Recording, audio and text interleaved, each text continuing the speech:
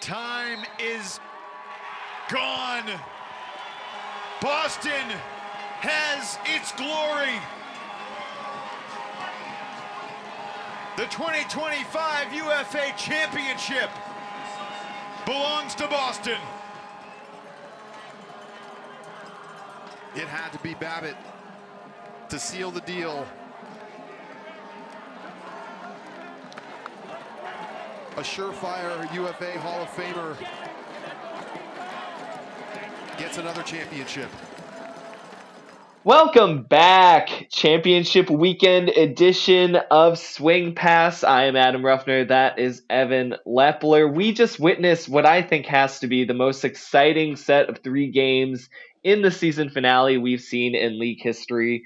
Both the semifinals and the championship all had something to offer. Boston emerges as the 2025 champions. Toba Decraene taking home championship weekend MVP honors. Jeff Babbitt winning his 4th title as a professional in 9 seasons of play, 4 in the last 6 years of significant note. And Evan, it was just one of those weekends that makes you say, this is a nice league to follow. I mean, again, there's just so much drama, so many highlights. And I think a really quintessential matchup between an uber talented Boston squad and the reigning champion Minnesota Wind Chill in the title game. And it just kind of had that good feel of stylistic clashes, star players, and eventually a very deserving champion in the glory. You know, they really proved themselves, the cream of the crop. Decraene showcased that he can just take over entire games, and Babbitt, you know, as you kind of pointed out in the live atmosphere in the trophy presentation, he now joins a group of 2 alongside Bo Kittredge as the winningest players in league history. And so we've just got a monumental amount to talk about in this episode, and I want to give you the space to just sort of share your thoughts after the biggest weekend of the season. Yeah, I got a lot of thoughts after that really good introduction. The weekend made me happy. The weekend made me proud. The weekend made me feel really good about the future of the UFA and professional ultimate. The weekend made me grateful for the city of Madison and, you know, the fan bases that showed up, both the local Madison Radicals fans and fans of the Shred, Glory, Hustle, and obviously the Windchill fans who came in droves and just it was a different atmosphere. Like I remember in 2016 thinking about how that this was the first time where like you had like all these Radicals fans and you had the Seattle Cascades as like the team everybody was rooting against. And that was Right. an unbelievable crowd, but it wasn't like a football crowd where when Madison was on defense, like everybody was screaming at the top of their lungs, trying to prevent, you know, the quarterback from being able to communicate with his receivers, like at a football Right. game. Like this, but when Minnesota would double team on the sidelines, you know, right in front of their massive bench and all their fans going nuts, it felt like a college football game, and Sure did. it was really special. You know, to have that passion, to have that energy and atmosphere, and like it wasn't just the Minnesota fans; all the different fan bases showed out. And yeah, to your point, the ultimate was fantastic. Like there was not just a single dominant team. There was drama. There were turning points. There were ebbs and flows. There were crazy plays. It was funny, Adam, because I did think like, oh, all 4 games decided by 4 or less. When was the last time this happened? It must be a really long time ago. Oh no, wait, it happened last year. But obviously different circumstances last year in Yeah. Salt Lake City Yeah. with those games. These games just delivered. I mean, Minnesota's comeback, and even like Salt Lake's comeback after the Whew, miserable yeah. finish they had to the third quarter to come out and break Boston's offense back to back times. So, yeah, I've got a lot of thoughts on all the teams. I have had a platform both on the broadcast and on the post game show. So I'm curious to like ask you for your perspective from your kind of social media perch watching championship weekend, let's start with the championship game. Like the Boston Glory, they are the champs for the first time, uh, winning by uh, they won by two in the finals. Yeah, I was second guessing myself, but yeah, 17-15. 17-15 Yeah. in the final. Same score as the 2015 final, if I remember correctly. I'm looking it up now. But yeah, the Spiders beat the Radicals 17-15 in the final 10 years ago. Um, what were your big picture thoughts as you kind of watch the final to cap the weekend, and then we can work backwards and get to the semis? First off, one of the most impressive team wins I think I've seen at championship weekend in its history. I think the Glory top down came in with the right game plan, the right personnel, the right mentality, and just executed for 4 quarters. I know sometimes we call it boring what they do out there in the ultimate field, but I think Charlie Eisenhood put it really well on one of the broadcasts. They're good at making the boring look beautiful a lot of times too. Especially in that championship game, the way that they refined their offense down to, okay, you're going to have to stop Toba and Orion Cable in order to, protect your throne. Good luck with that. And it really felt like by the conclusion of the entire championship weekend event, we were just talking about Boston's strengths, Babbitt's legacy, Toba's potential as he moves forward throughout his career, and there's just so little to say about what their deficiencies were. And I think that that's so emblematic of what Boston has been doing all season, where they've been this min max kind of monster of, being the most possession oriented team while also making you into this team that's just sort of walking a tightrope anytime you encounter their defense. One of the things that I come away from that weekend, and we kind of teased out a little bit before we started recording here, is where does Boston's defense rank all time, especially after their postseason performances? Because I think that they deserve maybe a little bit of a Rushmore status alongside of, some greats in like the 2023 Empire, maybe even like the 2015 Radicals, I think, as you mentioned before. But where You do mean you 18 put this? Radicals? Wait, which Radicals do you No, have? no, I mean 15. I think 18 won the championship, but I think that was largely due to their offense really kicking to another level with the Shrywise and Graffy connection. We can talk about that deeper in the offseason, but I think the 2015 defense on the Radicals, when they had Abe Coffin, Jay Frood as a part of those starting units, they Yeah. went 2 lines deep with man-to-man matchups. And so I think that they were a unit to be reckoned with way back in the day. It's sort of the pre-modern era, but again, back to the original question, where would you put this Boston defense? I mean, again, when they throw that, kind of starting line out there with Babbitt and Tanner Johnson Go and Tyler Chan and Peter Borth and Calvin Stoughton and Oscar Graf, and they've got size and speed and know-how. I look at their ability to defend all 3 levels of the field, and I say that's a coverage unit that's going to make a lot of opposing offenses intimidated. So where would you put the Glory in the all time rankings? I'll be honest, I had not pondered this question. It hadn't popped into my mind. Um, I think they were an all-time D-line offense in terms of their ability to convert breaks, and obviously their numbers at championship weekend were pretty historic in that regard. And I get that they made the DC Breeze offense look slow and old and ineffective. And that has to count for a lot. The reason I think I don't have them immediately in mind as like the best defense we've seen is largely because we didn't see them at full strength that much. Like I thought Peter Borth and Oscar Graf were awesome for this team in the playoffs, but Oh neither of yeah. them played a lot in the regular season due to college and injury in year 24. Those two guys were phenomenal. A nugget that I didn't drop over the weekend on a broadcast that I should. Peter Borth has roots in Madison, Wisconsin, because both of his parents played at the University of Wisconsin in the early 90s.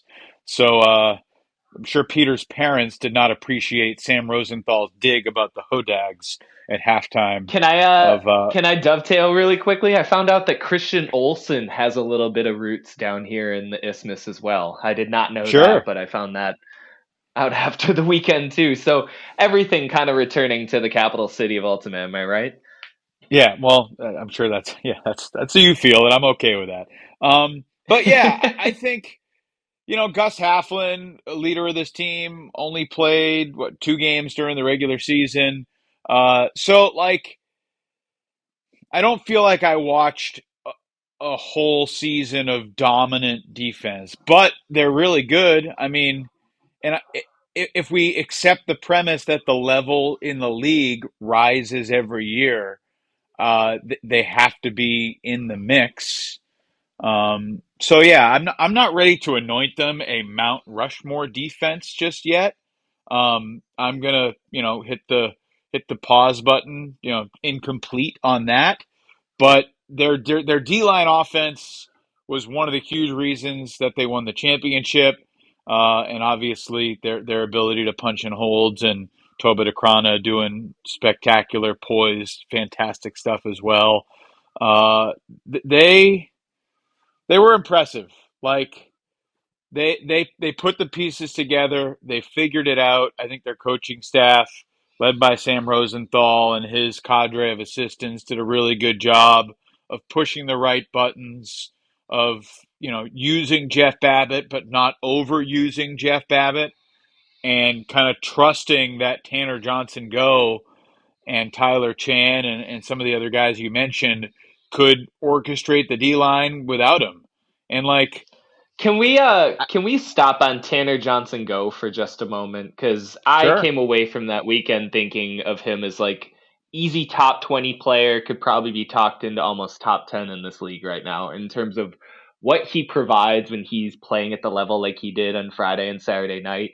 I mean, to have a 6'4" mobile stopper in the handler reset space, and as we saw against Salt Lake, his ability to just immediately transition into scores and seemingly always be in the right place at the right time. I mean, what kind of value does a guy like Tanner Johnson Go bring to that D line? I think he's also somebody that when I think of all time defensive units, there's kind of like a headliner that sort of pops into my brain. And with him alongside of, the 2-time reigning MVP, Jeff Babbitt, it just feels like there's such good leadership on that side of the ball for Boston. Yeah, and one of the things I remember Tanner saying after the championship game was that he's played offense the last 10 years. So, like, this was his first time playing D line for a season, you know, in his adult life. And he looked like he's always been there. He looked like his pulls were phenomenal. His Oof. his he had a great sense of like when to attack aggressively and when to be patient and just kind of work on the other team's offense. Um, yeah, I Well, and mean that's it's the it's other kind thing. You talk about him as an offensive star. As soon as this defense gets any sort of opportunity, you've got Tanner Johnson Go, Babbitt, Peter Borth, Stoughton on the counter. And it just becomes very evident very quickly that, this could be a starting offense for a majority of the league, if not just flipped onto Boston's starting unit itself. Yeah, and look, Tanner's always been a really good player. He Yeah. played 4 games in 21 and 4 games in 22 and 0 in 23. And then he committed a little bit more, 8 games in 24, then 8 games this year in the regular season before, playing really well in the playoffs. So, yeah, I mean, when he's committed and bought in, he is absolutely a difference maker. Is he your defensive player of the year? Not that you need to be decided right now for the awards that are going to be announced next month, but I don't. I don't think I can go that far as season awards. I think he needs a little bit more of a body of work to, be alongside of, the Burnetts and the McClam Rocks and some of the people who have been there week in, week out for their squads. But I definitely think he's going to be on my first team all defense ballot, especially after that postseason push. But yeah, he's one of those guys that came away from the weekend just seeing in person for the first time and just being blown away at what he kind of does at the field level for Boston and how he just sets up at the point of attack for so many of their coverages in a way where it's like, what other teams have this piece, right? Who else has Yeah. a 6'4" playmaking star at the front of their defense like that? And to think that they have then Babbitt staggered off of that somewhere, I mean, it just becomes a little unfair to have to game plan against sometimes. And I think you saw that for opponents. There's just an intimidation factor that Boston brought, and that's in large part because of number 87 in the glory jersey, but also because of the rest of the pieces, as you mentioned. And I think your point is correct. Maybe we can't quite put them in the all-time status. You also look at this team wasn't always super effective at generating takeaways. They're not just blowing teams out with their ability to get blocks, like, say, the 2023 Empire. But I still think it comes back to they take away opponents' best options. They make all three levels of the field feel like there's pressure there. And then again, on the counter, as you mentioned, they're a historically great team after their 2025 postseason run where they get 8 breaks in 3 straight wins, as well as 8 of 9 in both of their championship weekend wins. I mean, that's just completely unparalleled. They were unreal. 8 for 8 in the semis, 8 for 9 in the finals. I know the stats say 8 for 9 in both games, which is still really impressive. But, one of those missed opportunities is the last possession of the game where they weren't trying to score. So that's 8 for 8 in my mind. We don't need to decide this now. Tanner very well might be my defensive player of the year. He played 11 games, including the playoffs. He had a block in 10 of those games. He had a goal in 9 of those games. He had an assist in every game, multiple assists in 9 of the 11 games he played. So he was like constantly checking different boxes. And, meanwhile, he had a 97.3% completion rate during the regular season. Like, yes, he could have played 2 or 3 more games, but it was a pretty damn special season that Tanner You Johnson can just talk me had into it. from a All consistency right. standpoint. Yeah, I mean, you'll talk me into it. I mean, that two-way factor, his ability to completely embody what a D line can do to you, I think is a terrific point to make when it comes to Tanner Johnson Go. He's an impact player. When we talk about, dudes you have to specifically strategize around, it's number 60 in the Boston jersey, right? Like, he's just somebody who you have to factor in to what your offense is trying to do, because he's going to figure out how to get a big paw in there, how to make you feel it on an especially important break opportunity. I mean, you talk about that D-line efficiency number. I also just remember at the start of both their semifinal matchup against Salt Lake and against Minnesota, they get the opening score on a break where they take 2+ minutes off the clock, just grinding out the opposing O-line's energy immediately to start off games. I mean, there's a couple of levels to what Boston does to opponents, and I think it's all kind of packaged within Tanner Johnson Go's ability. But we can move on from him. I just wanted to take a quick pit stop at what he provides for that team. I want to ask you about Orion Cable. Whew, How please do. does he not catch 5 goals every single half he plays? Like, he makes it look so easy when he's, the first half of the finals, he had been so quiet. And then all of a sudden it's like, all right, we're going to take Orion Cable out for a spin. And he can just drive 150 miles an hour in sky like an airplane and just roof anybody. And it makes it look so simple. Like, one, what was your thought when they finally took that fancy car out of the garage and took it for a spin in the first half of the final? And 2, why doesn't this happen more often? Yeah, I mean, it's one of those you lean a little bit forward in your seat when you start seeing that it's just going to be Decraene airing out to Cable downfield. Because, like you say, there's levels to a lot of these games, particularly when you get in the rarefied air of the postseason, and Cable is simply a problem in every single one-on-one scenario. And even when you get a defense as good as Minnesota, you get a team like Boston who knows how to create space and isolate players. And when they have a player like Orion Cable, you can just see how powerful it becomes. I mean, we've described this Boston offense again and again as sort of methodical and almost lethargic at times. And then, like you say, they sort of take the car out of the garage that is there, but they don't always, bring the keys out for. And it's like, why don't you drive this every day? And it's kind of the point of they don't have to, and they don't want to bang it up in the other environments. And if they can find other ways to score and involve the entire team and keep it in rhythm, then they're going to go with those options because they know in the background they've still got Orion, Cable, and Deep Space. And as we saw in the championship game, that's just an impossibility to deal with a lot of the time. He's just simply too dominant in the air. I mean, I don't think it's any stretch of the imagination to say that when he's playing like that, he's the best big target in the entire world. I mean, who is contending with 6'7" in the air?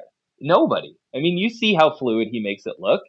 And it's just like when he's powered by a thrower like Decraene, it just becomes a 1-2 punch where even a defense as historically good as the Wind Chills just cannot figure out a way to stop it, let alone slow it down. And yeah, I mean, you talk about the ability to score at every half. I hear that. It always feels like there's potential or meat left on the bone when Boston doesn't just go for the big man all the time. But I like that they still utilize him as a big. I like that they don't necessarily try to thread him in elsewhere and make him go every other if he wants to. It's not to say that he doesn't have the skill and ability to. Throughout the season, he was their best continuation thrower in Hucker a lot of the times. He's got that massive backhand that he's really developing. But in this circumstance, they used him to his exact strengths. They made him be bigger than everyone else in the stadium, and that's exactly how he should be utilized. Again, you talk about the great coaching for this Boston team. I loved how they emphasize all of their players' strengths. You come away from that weekend going, Orion Cable's unstoppable. What sort of team can even, address him with personnel? You have to figure out like a different sort of coverage strategy in order to do something against that guy. I mean, he was just, he bent the field at times. It felt like when he went deep on Pollard on that one play. I mean, James Pollard is a terrific defender. He was having one of his best 2-game sets this weekend in the highest stakes environment of his career. And there was just nothing he could do against Cable on that deep throw. There was just not an answer there. And it really speaks to, the talent of, again, Decraene as a thrower in this Boston system, but also the singularity of Orion Cable. I mean, you see it at times. He's different out there. Yeah, and many of his goals were kind of those red zone over the top shots from Decraene. So, Toba putting those on the money as he did. If you're Boston's opponent and they could dink and dunk, and it's really hard to get a block in the reset space, and they could take that much time off the clock, or they could air it out. Like, I think you want them to air it out, and maybe the wind impacts the disc or it pops up or whatever. But yeah, Orion just seems different. And I was happy Yeah, I for think him. He came into the league as a teenager, a lot of hype. Obviously he stands out in every room or every field he's ever been on, just because of his size and stature. And I think it took him a few years to kind of find his footing and comfort zone. And frankly, he's still in many ways looking for the consistency. But like, he could be, I mean, he's just 24. If he can stay healthy, like, he could be one of I the was great just gonna receivers in the history of the league. I mean, absolutely. And one of the things, as kind of a separate point from Cable specifically, don't you come away from this weekend just in awe of the upcoming stars? I mean, the championship weekend MVP, who we should touch on at some point, Toba Decraene. You've got Orion Cable, Oscar Graf, I think had a coming out party, as you mentioned him in your honor roll picks this week for the Boston D line, and him coming back with a gold medal from his U24 experience just seems to have Mm-hmm. transformed him into a different kind of competitor. You've got Paul Krennic, his switch to D line midway through the season for the Minnesota defense has been instrumental in their deep playoff push. Justin Burnett, Thomas Shope for Minnesota. I mean, these are all players, 25 and under. I mean, what's coming next for this league, Yeah, Will Brandt, Peter Borth. I mean, Will I had Brandt, a bunch of Peter names Boyd. in Yeah, mind, on and and on and you on. checked off most of them. I was just waiting to nail you Doughton. on the one that you forgot. I know, but it's to the point of like, unless you literally are looking at the rosters in front of you, you're gonna leave off a couple of guys because it's just overflowing right now.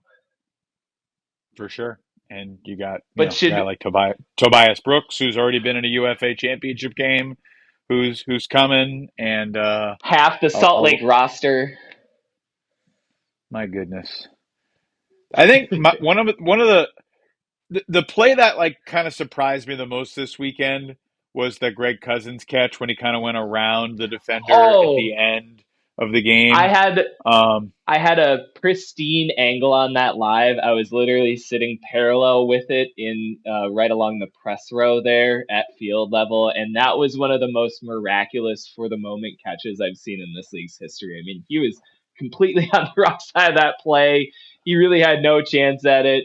Faster, stronger defender in front of him, and he just completely contorted his body to make the catch and actually gave up his ankle on the landing. But oh man, that yeah. play was something else. Number two on the list of plays that surprised me was Sam Pugh getting that block on Oh, Toba. yes. And higher than both of those was Reed Browning making the catch on the deep shot, the miracles can happen call. When the deep shot goes up and Babbitt's right there, you can see it's like hanging a little bit. You're just like, oh God, what is Jeff about to do to this poor guy? And then Oh, Reed yeah. Browning, like Bodies as him we've out. talked about a bunch, yeah, that's the Salt Lake way. And it was legal and it was tremendous. And and as I talked about in the pregame show next today, they won that battle and lost the war with Jeff Babbitt. So you got to be very careful when you engage in warfare with Jeff Babbitt because historically Babbitt usually prevails. And even though they won a couple of battles against him, at the end of the day, it was Babbitt's war to win. Can we talk about the big guy? Is that our transition to talk about Mr. Four-time champion, two-time reigning MVP, going for his third, Jeff Babbitt? I just, I you thought you know, meant Ben Feldman, but sure, yeah, we can pivot to Babbitt if you want. yeah, yeah. I think from the moment he showed up at that press conference on Friday morning, he was just, blowing soot and brimstone out his nostrils. Everyone seemed to just kind of tune in to how set he was on what was in front of him this weekend. And you just started talking to people, asking them, what are your picks going to be this weekend? Everyone's talking about their flirty likes with Atlanta, Minnesota, Salt Lake, and then you see Jeff just stalking around the stadium, and it's like, but how do you pick against Boston when they've got that guy at the front? And like you say, he takes these broadside shots from the shred fanatics and their best players and a great defender in Reed Browning gets tackled on the field, sustains these bruises, and it's still him flying through the air, taking this away in the end zone, being the emblem and the toughness at the center and heart of this Boston organization. And it's just like,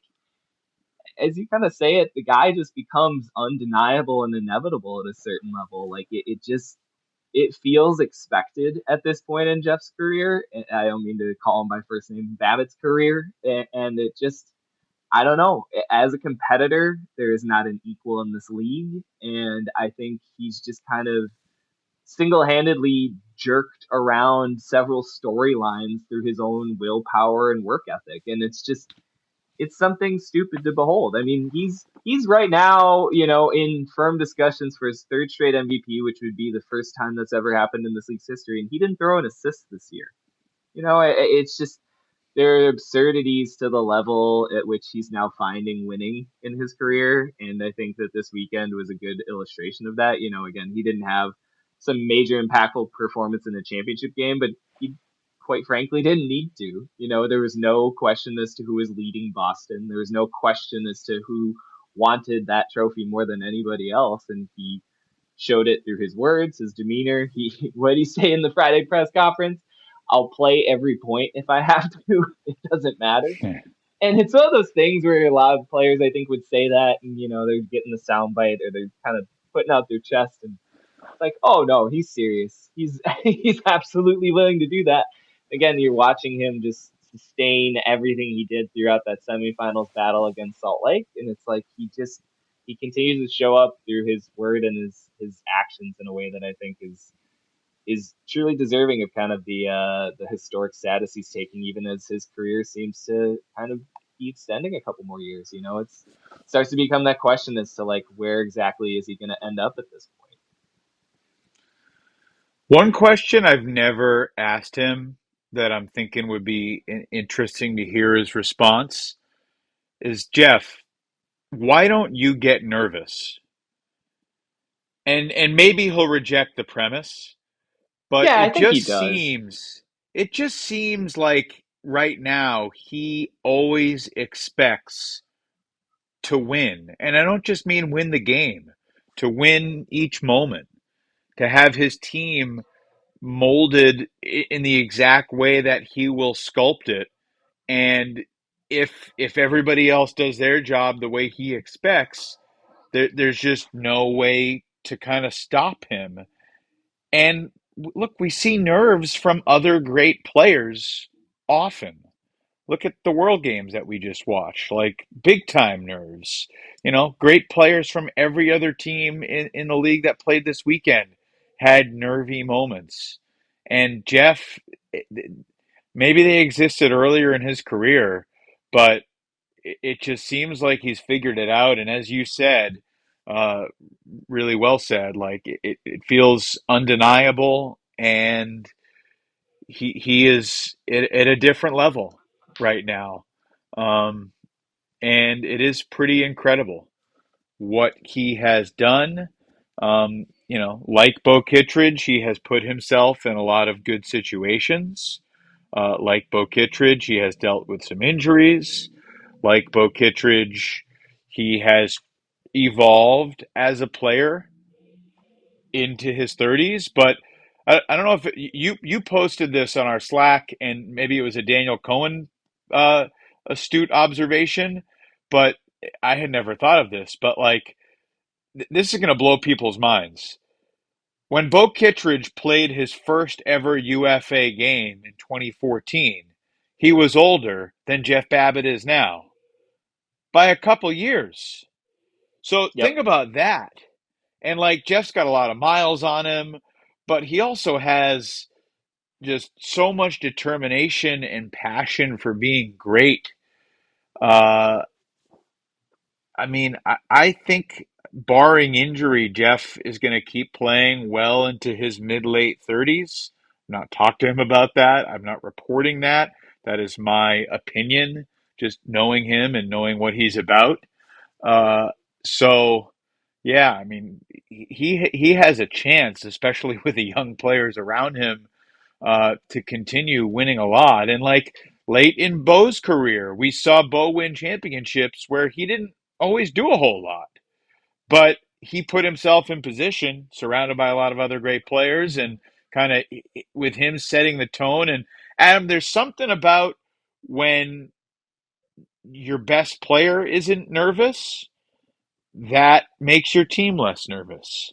And I think we saw that. And I think we also saw instances where your best player was nervous, and you notice that with a team too. Like that trickles Yeah. down. Well, and pardon me a little bit of interpretive freedom here, but I think one of the lessons that Babbitt learned from Kittredge in their time together as teammates on the New York Empire was that when you're at the top of the mountain, you get a kind of unique view of the landscape, and with that comes a lot of responsibility as to what is inside of your kingdom. And I think with Babbitt, one of the things you really see with this Boston team is his attentiveness to the entire structure. I mean, you got it out of him during the post game interview. It was sort of what he continued to talk about as the team was celebrating. He really values that team. He really sees the instrumentality in bringing up the talents of the Borts and Stoutons and Graffs. Cable even talked about it, and Tanner Johnson Go did too, of like when he showed up on this team, everyone kind of went, whoa, man, kind of a lot for what our culture is used They to. called him whiny. Both Orion and Tanner said he was a little whiny when he showed up. And I could see it. Like, he Yeah, wants things done a certain coming from way. New He's York got a and a level few of titles. expectation. For sure, Yeah. for sure. But, as you also found out, and as we also heard from them, like everyone's on board now. They see the vision, they see what he sees. And I think that that's really where you start to talk about his historical legacy as, a player and even just a human being in this league. It's like he sees the potential in what is around him too. He's not just focused on whatever comes out of his individual performance. It is always first and foremost team. And I think you even saw this year his ability to sort of like hand off or like transmutate part of his, MVP-ness into Tobe. And how Decraene was just light years ahead of everyone on the field this past weekend. And How you about know what this is like? In 2016, when Bo Kittredge and Jimmy Mickle started training together, like they lived in the same house in Dallas, and Jimmy kind of transformed his body as a player. And that's, I mean, I don't want to say like Toba's been transformed because obviously he was really good last year, but he definitely went to a higher level this year with more talent around well, him and the guy that he was training with being that guy. we saw the sky was the potential in 2024 during Decrane's rookie season, and what we came away with right was like the throwing precision just needs a calibration, and then he goes and has this season where it's like, and especially again that championship weekend run where they just toss the keys to him and go, "You're QB1. We'll go every other with you. Whatever matchup you want, you can just drive us around the field with." And he did it to get them a title. It's like to see someone so quickly realize their potential and actualize it. I think, again, like what kind of future does that guy hold? Buy stock. Uh, he's only Yeah, going to keep getting better. He may not win the right. MVP or championship weekend MVP or the title every year, but and who knows what his life has in store and where if he's going to stay in the U.S., if he's going to go back to Europe. Yeah, Uh, a lot of but questions. hopefully, A lot of yeah, questions. hopefully. I mean, he seems pretty invested, and he said in the press conference that like this was the type of moment that he's been working for a long time. So I would be surprised if he doesn't have many more great years ahead of him. You And you see, he throws yeah, a forehand with three fingers too. He's got three-finger forehand. Who does that? what do you mean? What are you talking about? He throws a forehand throw with three fingers, not the standard two. He's got three underneath the lip of that disc. You can see it So in like the he slow keeps mo his highlights. ring finger under the lip of the frisbee. That's what the video shows. You can go right to the UFA Instagram. There's that trust ball he throws to Babbitt, the midfield mark in the first semifinal, and you can see it is Decrane's releasing. He's got three fingers underneath the lip of that disc. I need to check this out I because I know, have right? never noticed that. The miracles of modern film. I'm telling you, watch a guy for two straight seasons, take extensive notes on him, and you don't even know he's got three fingers slipped underneath the lip of that disc. I mean, there's mysteries everywhere. But yeah, I mean, Decraene, do you want to see him on Boston next year? Would it be kind of cool if he became a free agent? How about the general return of European players in 2026? If we get the same guys, if a Bonet or somebody else returns, it just feels like there's such a bigger world stage now too. I mean, I would be very Or are you surprised still? if he's not back in Boston. I am still trying to find this three finger I was flick gonna that you're say you're talking down the about. rabbit hole. You've got to. I flipped your brain with that three-finger flick, didn't I? Yeah, well, I need to write 7,500 words about this if it's actually true. You won't mind editing that, will you? Oh Um, no, no, not at all, bud. Not at all. do you want to talk about some of the other teams in the semis and Yeah, I was gonna say we should give our flowers to the other three teams after kind of given a lot of superfluous attention to Boston. I think, as we mentioned at the top of the episode, every single game and all four contenders made themselves evident at the championship weekend event. And yeah, I mean, how about starting with the defending champs from Minnesota? how about the heart of a champion in that franchise? You could try to discount them. You could try to say that their talent stacks up. You could try to say that their offense has weird areas. End of a game, it doesn't really matter. They know how to stretch 4 quarters as well as any team in this entire league, and boy, did they show that against Atlanta, and they just came up shy a little bit against Boston. They had their opportunities late. You mentioned that Cousins catch. It was followed shortly by a very odd choice of a hammer cross field to a fatigued Quinn Snyder. But yeah, Minnesota, man. I mean, the best program in the league, the best fans, I think, right now. And that sentence is hard to come out of my mouth, as somebody who lives on the Isthmus in Madison. But after the way that the Wind Chill faithful traveled, the energy that they brought, you talk about the transformation of fans. I mean, I think even since 2022 when we held the event here, the the intensity of the rivalries, the way in which these fans are now clashing in the stands. Shred and Minnesota have met a few times now over the past couple of years, and they, had a little bit of mixing in the stands this weekend, and some potential maybe a redo, a championship weekend that came up just shy. But there's just there's a different energy right now with, I think, the Wind Chill playing at the competitive level and doing the things that they are in the league. And they're just, I think, as everyone kind of came away from that event thinking it's just fun to have them at this level right now. Like, they just bring a good presence to the UFA. Yeah, I was gonna say that F word that you just said at the end. Fun.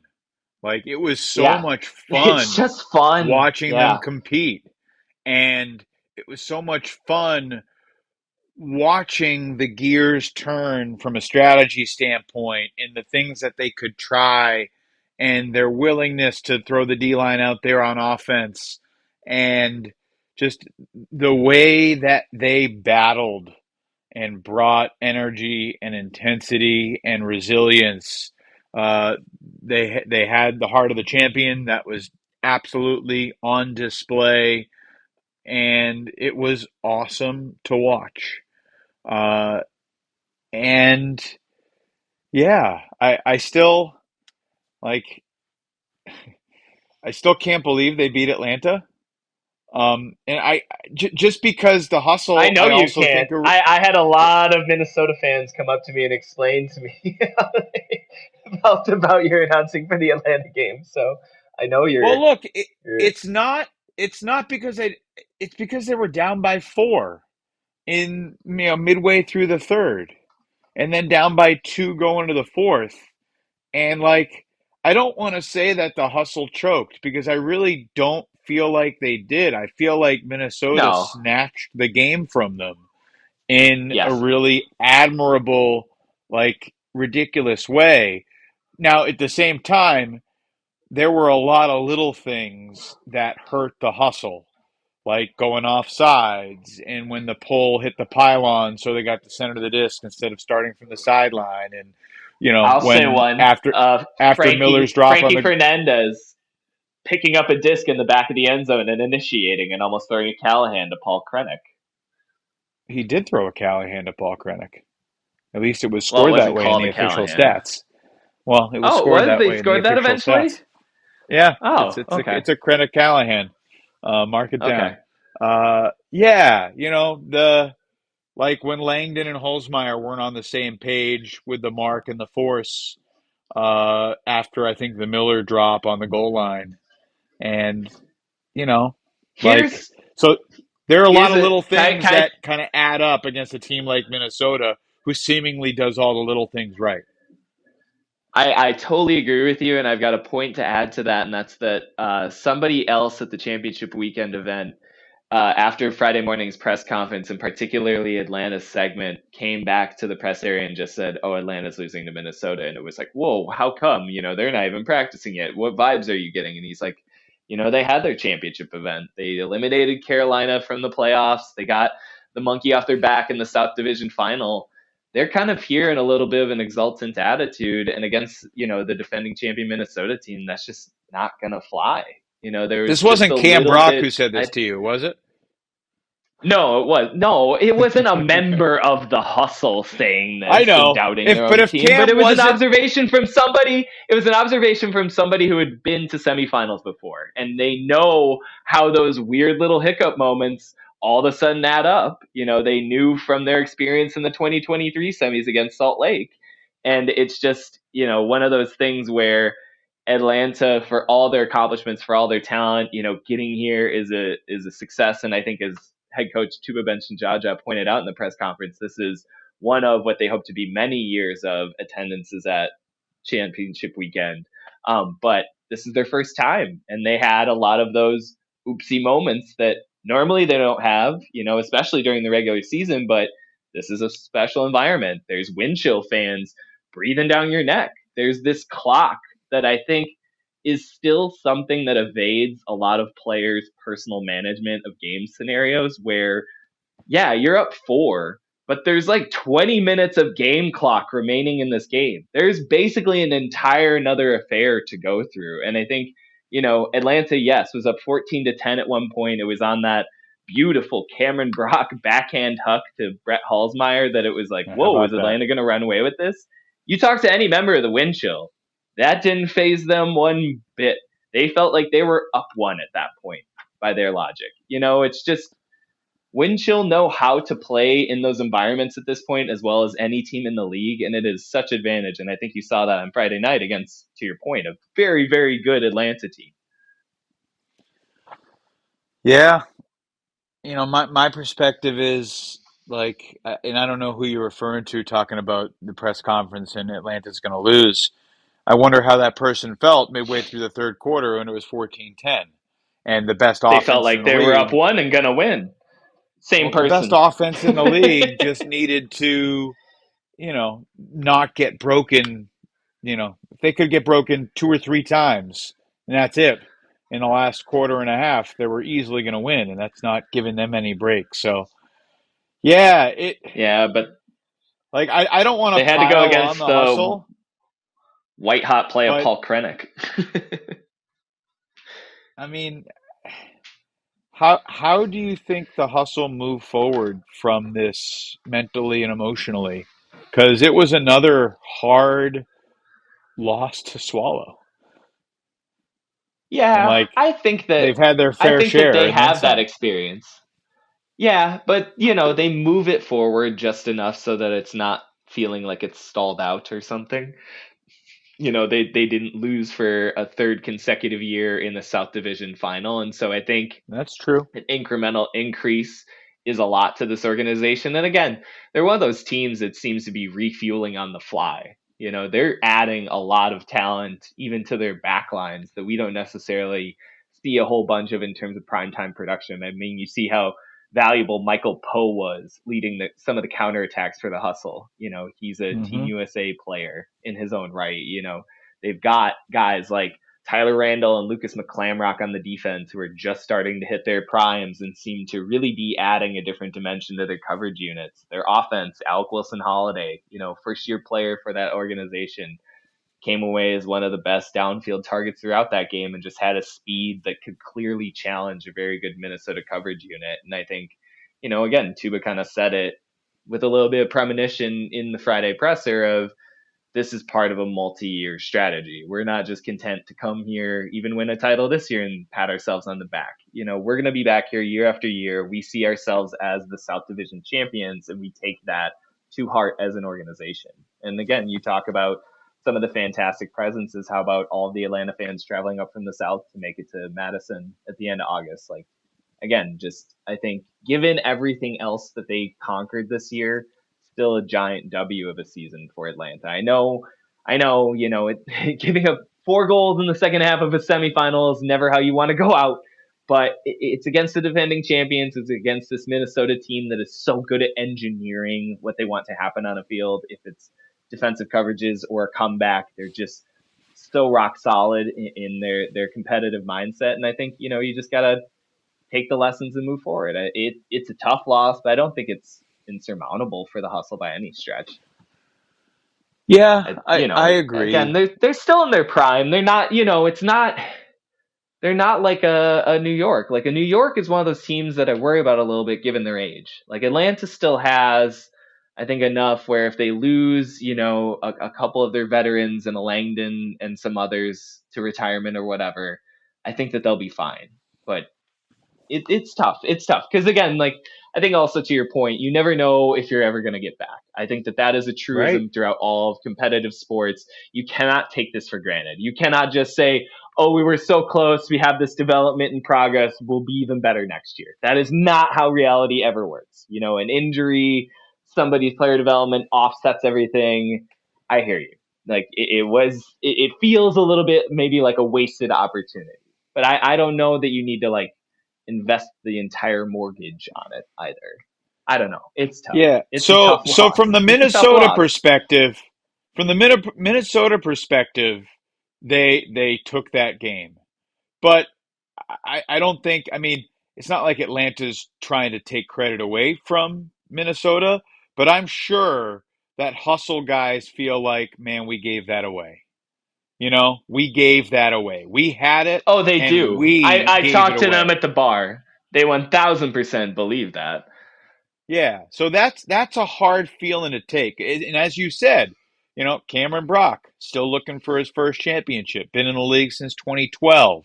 Jakeem Polk been in the league since 2015, looking for his first title. Langdon Fairley been grinding with Florida and Atlanta for a decade now. Same thing with Tuba, been grinding since 2015. Like that, half of their active 20 was 30 or older. So, Carl Mm-hmm. Eckwurzel's been grinding for a long time. They Austin got a Taylor lot and of Christian guys. Olsen. Absolutely. So yeah, painful missed opportunity. I obviously don't know what would have happened in the final. Last week I said I thought Atlanta would beat Boston in the final. So I think clearly they would have been competitive. Now, would they have won the game? Maybe we'll get an interdivisional Atlanta-Boston game next year, but obviously that won't have the same gravitas or meaning or significance as championship weekend. But yeah, a lot of excitement from this Atlanta team this year. Uh, the way guys like Brock and Knoll and Wilson Holiday fit in, you wonder, will they go out and try to get another couple of guys like that, guys who have been successful in other cities that can, I've heard some rumors. I've heard some rumors already. do you want to drop them here, or do you want to just leave me hanging? No, it's too sensitive of a process because there aren't actual contractual negotiations, and I don't really want to put something out in front of a player where they're not ready to commit to it themselves. It's That's always the fair. balance, I think, particularly as a semi-professional league. To cast someone out and say they're going to move to that city. It's a Right. little bit of an extension, but no, Atlanta, to your point, has been very active in free agency, let's call it, over the past several off seasons, and I expect them to be again. Let me ask you a question about the shred. Um, Yeah, please do. clearly they performed admirably, and they got a lot of really fun, talented young players. Bryce is one of the innovative, authoritative leaders in our league, who just gets it, and I'm a big Bryce Merrill fan. Uh, but I also think the shred team is missing something. Um, and I have a thought, but I want to ask you, what do you think the shred team is missing to take them to the next level? I think a defensive stopper. I think like a true Joe Clutton kind of Avenger level player. I think they've They should got get a a guy like lot of that. really. Yeah. I think they've got a lot of very good players on that side of the disc. I think Kyle Weinberg is one of the most underrated defenders year in, year out in this league. You talk about somebody who contributes on like a Tanner Johnson level of he can pull, he can cover defense, he can lead a counterattack. Kyle Weinberg is that kind of guy. Tony Mwanga showed off his value in the division title game against Oakland. There are good pieces, but I think you saw against Boston if another team just kind of wants to lay on the accelerator with their best 1-2 punch, a very young shred team has a little bit of a trouble stopping one-on-one matchups. I think you even saw that a little bit in their games against Oakland and Colorado this year, where when you get Shred out of system and just kind of playing 1 versus 1, they're a young team. They're prone to being overly aggressive. They want to get blocks. They're not necessarily patient in establishing themselves out in space. And you saw that repeatedly with Babbitt sealing plays out, with I think just Boston's physical presence being able to move the ball almost like a ground game against the Shred. So yeah, to me, it's that defender that can take something away specifically from a top option on an opposing offense. I in the past, again, it's been Joel Clutton for them. I don't know what that would specifically look like, if it's an internal development, if it's one of the Hoffman brothers coming back. I don't know what it is in Mm, specific for Salt Lake, but it just felt like yeah, it could have used one more piece on that side of the disc. They're deep, but yeah. they're a little thin at the very top. So, like, yeah, I mean, but that's a great point you just made. Between the Hoffman brothers and Joe Merrill, if they can come back from injury, Joe Merrill. you know, Okay, Joe Merrill. Joe Merrill on that side of the disc. The people's champion, Joe Merrill. Absolutely. the strength and conditioning guru. Yeah, I mean, all season long, they were not the biggest team in the league. Other than Alex Forsberg, they didn't have that much size, which is not to say that they Yeah. couldn't win plays in the air, because they have showed that it's not all about size. But I think, like, Tanner Johnson Go used his size in really important but different ways. Like, yes, he could win a jump ball, he could win a reset that's a little too floaty or whatever, but like having that size as a thrower and that vision and that dynamicism, trademark Ian Toner, who loves that word, uh, that ability to just kind of be bigger um, can matter over the course of a full season. So, they don't grow 6'5" guys on trees. They lose a guy like Ben Field, they lose Simon Dastrup, two of the bigger guys on the squad that were young and had Yeah. potential. So, it'll be curious to see, do the Shred try to make a splash in the European market? Like, there's a bunch of good tall dudes in Ooh. Europe. Maybe you try to, like, it's not like they need, with the youth pipeline they have, to be a team that's like, yeah, we're gonna go get Ref Yonkers from Belgium to be our 6'5" dynamic dude. Um, I think you Ref might could, be like 6'6". what you bring up too, I think they could equally use it on offense. I think they could use, obviously this is Yeah. way too specific of an example, but like an Orion Cable, a target that is undeniable for them in certain situations. I think, they've been fantastic at utilizing Matt Rustnagel, Jace Dunabile, Will Selfridge, even Nate DeMorgan a little bit this past weekend in really activated receiving roles. But it always feels like those guys are playing slightly out of their comfort level when it's just coming to one-on-one situations. And so again, just somebody who can go and win a disc for them in certain scenarios, I think would be huge for them. You talk about, end of quarter scenarios against Boston. It just felt like Hmm. the Shred were really having to engineer their opportunities both offensively and defensively in kind of what I love that you're terming them special team scenarios, where it's just like, oh, we need a little bit more size for leverage in some of these, matchups. And look, a guy And like Nate DeMorgan, just starting his sophomore year of college, that was his eighth ever UFA game. He has not been trained in season in these end of quarter situations like many of the members of the Salt Lake Shred.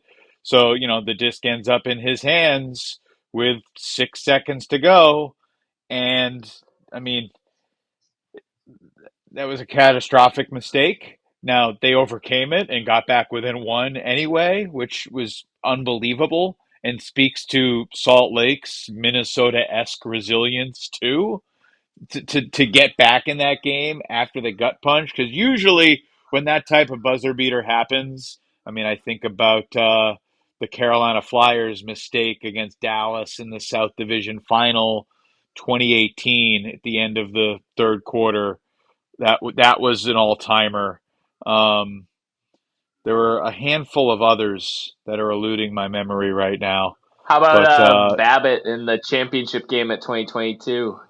Chicago kind of holding close a little bit, and then end of the third quarter, they just put it up to the big guy, and that was kind oh, of sure. the last Yeah, but gasp of Chicago's I'm challenge. think I'm thinking more when a team thinks they have a shot at the end zone, and then not only do they get a shot, do they not get a shot, Oh, they but the just other team scoring at the other end. Like that's what sure, made the sure, end of the sure. third quarter in Okay, that Boston yeah. Salt Lake game. And there Well, was okay, the semifinal in 2022 when JR got the hand block on Carolina and then New York ran a fast break to Ben Yard on the other end. sounds That was that was against Austin? no, that was New York versus Carolina, who was then defending their title. It's Okay. 2022 champ weekend, the last time we were at Oh, Breeze. you're right. You're right. Yeah. It In was like the Madison. first quarter, and JR just did some kind of like presence of Yeah, mind stuff he on the hand blocked mark, Alex and like Davis after it. Yeah. Yep. but Yep. he like set up the hand block on that. That's one of those plays. If you ever want to just go back and nerd out over something, go back and watch John Randolph's hand block in the 2022 semifinal against Carolina, where he sets up a little bit, he shades off the mark, and he like jumps into position as the whistle blows. Oh, it's beautiful. That was unbelievable. That was also like a little bit different. Like, this was not a forced turnover. If we're doing, forced turnovers, like this was just miscommunication between Oh, DeMorgan and his yeah. teammate, and he kind of threw it right to Tanner Johnson. And Tanner, who, as I said before, is not exactly Mr. Iron Man when it comes to UFA, but knew exactly the situation, put that perfect backhand to space, and Brandon McCann, the Dennis Johnson to Tanner Johnson goes Larry Bird, right place, right time, knew it immediately, split second. You probably don't even understand No, that you can't keep getting away with this. 1988 Eastern Conference Oh, semifinals.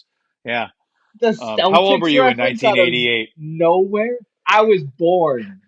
I was born. So I was probably, so that would have been playoffs in April or something. I was at least around. I was a couple months. Yeah. Not remembering Celtics highlights, but I know the play in which you referenced. Watching the I Larry was Bird three. highlights, I but was three. Famous I don't know play. how we got Famous in. play. Is this Um, fine? Boston won a title. You can make one Celtics reference, but I Thank you. swear to God, Thank if you. you make a Pats reference right now, I'm leaving the podcast. Well, let me ask you this. And so, I'll just say this Oh very no. generically. The city of Boston, I've called it Title Town Ugh. colloquially. Ugh. Uh, Championships Ugh. tend to come in bunches in Boston. Um, is Boston the favorite right now to repeat in 2026? So you got confirmation at the end of the broadcast on Saturday night that Jeff Babbitt will be back with Boston in 2026. So if that is the flagpole at the center of their operation, I mean, again, kind of back to being undeniable. I think you've got to say for right now, yes. If I think especially, obviously, if Toba Decraene comes back and they get, let's say, 90% of the roster that they had this weekend, I think that, yeah, that's enough to float Boston as the veritable top contender to defend their title. I mean, look, they were, what, the second to last undefeated team this year? I think I can't remember off the top of my head, and I probably should have pulled it up, but I think I had them either first or 1A as the power rankings, especially after Minnesota endured their first loss this year. So, yeah, I think we've kind of known Boston has been on this trajectory to be, a franchise that could win multiple titles ever since they signed, the two-time reigning, potentially three-time reigning MVP in Jeff Babbitt. Like this is just what he does. Do you take them as favorites? Do you see like a Minnesota, a team that wasn't at championship weekend? I think the fact that three of the four contenders in this weekend's championship slate did not participate in the 2024 bracket. Are we going to see that similar sort of churn in 2026? Do you expect this a very similar set of contenders? Where do you go for the future? Man, it's a really good question, and it's way too early to be talking about it. But I brought it up. No, I it's not. think We've got 8 months, man. We've got to fill the void. Exactly. We got plenty of time to talk about it. I think that Boston's biggest threats to win the championship are in their backyard. And by that mostly I mean New York and DC and everybody else in the East. Oh, I thought But you were gonna be spicy and say Philly. I mean, I almost was going to bring up the Grossbergs if they're back in Philly, and who knows what if Yeah, they can anybody yeah. else. I like this Philly team. They're moved in the right I hear direction. another. Um, I hear another hot bird might be returning to roost next year. So we'll see. We'll see too. Fair enough. But back But back to your thought. so I do mean that with a little double entendre though, because when I talk about Boston's backyard, I'm talking about themselves and like what their motivation is going to be. When you win a title, it can change your perspective about how hard you train, about how hard you go for the next one. Like, I remember Yacht and Oscar being like, "Yeah, winning just makes you want to win more." But there's just different levels of grind when you're chasing it than when you've gotten there. And obviously, Jeff Babbitt is the exception to this, in that he has pretty consistently, you know, continued to be a maniac when it comes to being the best he can. But I also think that this is a very young team. They have a lot of guys that could be going in different directions with life and grad school and just how much they want to train, how much they want to keep commuting to come to practice. And because, like, this year was different for Boston in terms of how much they practiced, how much they worked together, how much they game planned. Like, it was a different Boston team. And that stuff, I almost said a different word that begins with S, that stuff really matters and really makes a difference. 10, 10, 12 years ago, you could just put a bunch of talented guys on the field and roll out the discs and expect to be in the Final Four and win games. Like the 2025, 2026 UFA, it's just too damn good. Like this league is Are so you strong saying, right now. Evan? Evan, are you saying that it isn't just about talent? It does not, in fact, all come down to talent. I would say, with apologies to my friend Pablo Giannis, that life does not just come down to talent. There are Thank other you. things that matter. Now, some reasonable minds Indeed. could disagree, but look, talent is very important, but it is It not is. just It talent. is.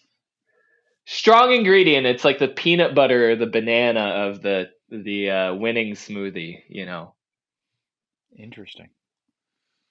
Sorry, did Peanut I butter take it too banana. far? I'm Is that hungry. your smoothie? Oh, come on, yeah, man. It's the peanut butter and banana of a smoothie. I was about to say bread and butter, but it's the basis, man. It's the I fundamental like part. But berries in my smoothie more than peanut butter and well, banana, and yeah, I like both those things. you put other fruits in. I'm not a psycho. I don't just concoct like 48 ounces of banana and peanut butter and call it good. Adam, next week our podcast should just be about our favorite smoothie recipes. That's what we should do. I mean, we can go Um, there. We can go there. hey, one thing I wanted to mention before we wrap up. Um, One of the things that was really special to me about this past weekend was the number of people that stopped me at Breese Stevens Field and said they listen to the podcast, they enjoy the podcast, It's and intoxicating, right? well, you and I are having these conversations every week throughout the season, and saying what we think, and sometimes when we're not sure, trying to figure out what we think. Um, and look, I am a sports fan, and there are podcasts that I go to after a sporting event that I really care about. And to be that podcast or one of those podcasts for Frisbee fans in our universe, I mean, it's never not special and meaningful. So I just wanted to Yeah. like seriously, sincerely thank everybody who has listened and who took the time to stop me and chat for a few minutes. I do think like our fans the base is growing, and that's not because of you and me. It's because of the players and coaches and everybody else in this league, and like Truly, buying in, truly. and the sport that we've got, and like you and I have been around this long enough. The crowd that we had made the weekend so much better. Like these games were really good, but it was the crowd that made the event. It wasn't just the 1,000%. frisbee. So Mm-hmm. it was awesome. Like having people yelling at me when I was on the game day set. I sometimes try to ignore it if I'm in the middle of a thought in particular, or trying to listen to what Colin or Toner or Kelsey or Charlie or Kayla were saying. But I hear it, Shout out the whole and studio crew, by the way. Just quick shout out yeah, to that studio crew. I thought they were killer this weekend. it was we had a really good crew. It was awesome. You know, what was more impressive, me standing up there with the championship weekend MVP chain, or Kayla Helton with her 2 World Games gold Kayla medals? Helton's 2 gold medals and the coolest smile in the world. Are you kidding me? Like that was the biggest flex in the entire stadium all weekend was her just sitting with 2 golds around her neck. Oh, Yeah, a bunch of yeah. us I were was in the really media box office just remarking on that. It's like, oh look, all the peons and the queens up there. Yeah, yeah. It was. I mean, I kind of joke with her like, you're welcome to wear your gold medals on the set if you want. And then I think she had some cousins that were driving up from like Iowa to see her, and like they wanted to see the medal, so she was bringing it anyway. And then I'm just like, why don't you put it on? And one thing led to another. And yeah, it was awesome having Kayla as a part of the crew. I thought, Charlie and Toner and Colin all had awesome weekends. It was fun to have Kelsey's particularly Minnesota centric perspective as well. And Hey, don't forget the name. Colin Camp, my booth mate on the Madison Radicals I said Colin. broadcast. I said Colin. Oh, I'm sorry. I'm sorry. Yeah. No, Colin was I awesome. missed Colin had a Colin. really good weekend. Colin was great. Yeah, it Um, was a lot of fun listening to you all. and I mean, a guy like Colin has had such a fascinating career just because, like, he had Mm-hmm. that 2018 moment, but, there were also a lot of disappointing finishes for the Radicals through those years. So, he's got the mixed bag of perspective, which is kind of what you want. And obviously, he's articulate and thoughtful, and follows it closely. So yeah, it was. I mean, every championship weekend I've been to is special, starting with 2014 in Toronto. What was your first championship weekend in person? That was mine as well. That was mine Yeah, as well. 14. 2013, I got like sick the day of and didn't make it down to Chicago for that one. So yeah, 2014 was my first championship weekend. That's yeah, that 20. I mean, Toronto. Man, it's been a long time. So We need to go do. it would be our 10th. It would be our 10th, right? Because we skipped 2020. Yeah, 14, 15. Uh, this is 25 was It'd be my our 11th 11th. 11th, yeah. championship Yeah, it'd weekend, be but 11th. you're 10th Yeah. because you got sick last year.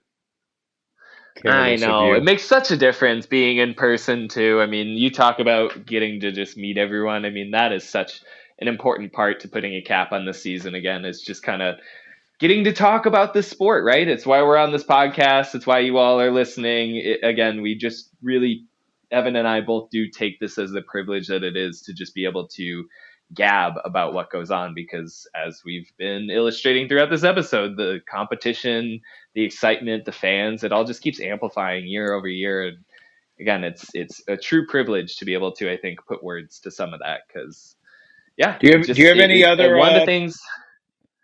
Sorry to interrupt. Go finish your point, then I'll ask my Oh no! question. One of the thing I was just gonna say, one of the things that I was talking about with a couple people over the weekend is just this thing is its own life, this league and everything. And I've noticed, especially like the more I even take steps back, half steps, kind of relinquish a little bit of my thoughts, my control. There's so much else going on. It's so much to keep up with at this point. I remember, in 2014 at the first championship weekend, you could kind of run out of stuff, like in terms of like what's going on the field, what's happening in the game day, what are people thinking about. And it's like at this weekend, I missed a handful of people I would have loved to run into, but it was just way too many things going on. And it's just, that's an awesome problem to have, right? Like to have so many things to experience and talk about that you literally can't get to it all. And I even feel like that in this episode. Like there's so many more aspects to the weekend we could have talked about. We could have just talked about, again, what is Salt Lake going to look like next year? They're a team that I feel like arrived much sooner than anyone else was expecting, and now it's like, what is that developmental curve going to look like? How about Minnesota? How about Thomas Schopp being an MVP in like 2 to 3 years? I mean, No, I mean those are very reasonable questions that I'm sure we'll discuss throughout the season. And yeah, like for me, the toughest thing about championship weekend is there are like so many conversations you want to have that like you just don't have time for because I've done this long enough to know that I need to sleep how a about little bit. this? How about this? What's your big what if for the future? Mine is a second half backcourt violation. So we can't have quite as much clock killing possessions late in games if a team has a slight edge. But when you say We've what if, do experimented you with mean a it in rule? the All Star. Do you mean a Rule rule change? change, player transitioning from a team, a European player coming in. I don't know. Okay, well Bo the rule Kittredge comes back change, and head coaches the New York Empire. I don't know, man. Just give yeah, me that's not give going to me the happen. biggest, Um, most radical well, thing. the most radical thing would be them getting scored on at the buzzer. That's a cheap shot, and I shouldn't have said it, and I sort of No, apologize. Um, no. the we're getting punchy. It's been a long season. Um, going back to like the exhibition game that New York and Philly played, I like the call Uh a timeout and pull from midfield because that just allows you to put that much oh, more pressure on a team in the back of the end ooh, the zone. other one. And like, Sorry, what do you get? not to interrupt, but the other one, and it would have came up in the West Division finale. You get a Callahan, and then it works like a safety, and you receive the pull. Sure, Like imagine sure, Adam yeah, that Reese getting the Callahan to pull within one, and then Oakland receives to potentially tie. yes, that goes hand in hand. Um, in terms of my like biggest what ifs, I mean, I think it's which international players either join the league or return to the league. Like, I think Elliot Bonet, who was so good for the DC Breeze last year and was so good Mm-hmm. for France in the World Games this year, and basically sat out this season to focus on World Games training with Team France. Like, could a guy like that come back to the Breeze or somebody else and change the dynamic? There are a lot of really talented players overseas that I think more and more will want to be a part of this. And I think the league might have some fun ideas in terms of how to get more of those guys involved. So yeah, I'm excited about that. Always curious if there could be any expansion. I don't necessarily expect anything, but I also didn't expect Vegas last year. And will Vegas sign some players and be able to win a game next year? That's a fun podcast for December 32nd. Um, and uh, yeah, we got a lot of fun stuff ahead, but I think right now I'm just like satisfied with how the season went, and I will say this: one other thought that I had: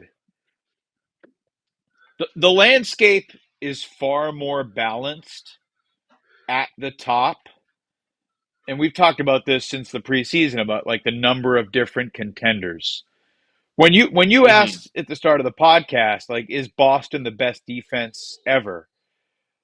I think the thought I had in my mind was that no team this year was as strong as the undefeated Empire. Like, we don't have a super team right now. We have a lot of excellent teams. And you might disagree with that. People could say, no, Boston is a super team. But I don't know. I feel like they won their semifinal by 4, and it was a 1 goal game with 5 minutes to go, and then won the championship game by 2. And Minnesota had the disc to cut it within 1 many, many, many times. So like they were not overwhelmingly dominant, and I think just you know there's a lot of teams that are very competitive. I don't feel like we have a super team. We could debate, like, is it better to have a super team or is it better to have 10, 12 teams that are really pretty closely matched? Um, This season was but pretty cool, man. yeah, sure was. Sure was. Thanks to everybody for listening. And I'm going to rest my voice for at least 24 hours before I start talking again. Real quick. Who's your 2026 champion pick right now? My 2026 championship pick right now? Right now. I'll give mine if you give yours.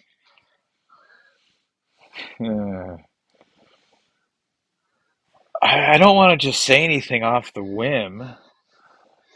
Oh, come on. We're in August 2025. We've got 8 months before you need to make a real conviction pick about Well, look, 2026.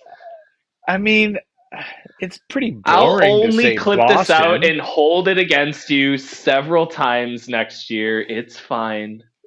It's pretty boring to say Boston, but they're young Yeah, now and you know how talented. I feel all the time about when you bring up Boston on this show. Ugh. You get upset So with me Boston. bringing up the Celtics, Patriots, Bruins, and Red Sox, not the glory.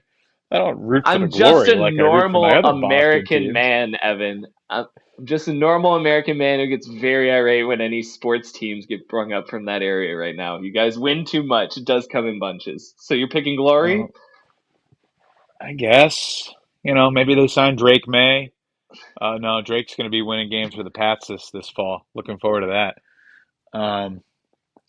Just had to All right, throw in you're one trying to more just to skunk get out under the your end of this skin. episode.